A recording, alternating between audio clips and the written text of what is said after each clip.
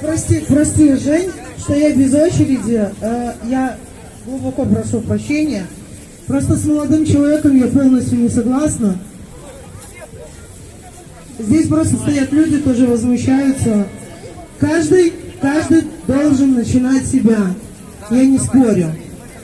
Но если я в ярости, значит я в ярости. И если я желаю кому-то смерти, значит я желаю этой смерти.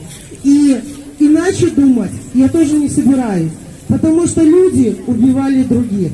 Знаете, когда в Гродно разгоняли наш митинг, нас били и не смотрели. Женщина, ребенок, старый, молодой. Никто не смотрел.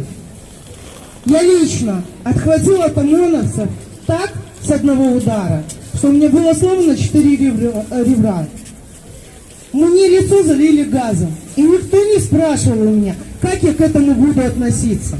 И никто не спрашивал, хочу ли я это, по Божьим законам это или нет. У каждого свой путь. И если кто-то хочет бросать коктейли, он может это спокойно делать, потому что это его выбор. Я всегда за право выбора. Знаете, когда мне наставили пистолет после митинга, прямо в лоб, я молилась только об одном, чтобы мой ребенок никогда не смог забыть, что мама боролась за правду. И знаете, начинать надо, да, с добра. Мы начали с добра. Но если люди сейчас в Беларуси поджигают чьи-то машины, значит, эти люди заслужили. Потому что наши земляки сейчас там умирают. И сейчас мы видели по Дмитрию, который покончил жизнь самоубийством, что не все могут это выдержать. Не все могут пройти этот путь. Сейчас я держу фотографию своего друга. И я не уверена, что он сможет прожить эти 3 года в колонии. И не надо сейчас рассказывать про добро и зло.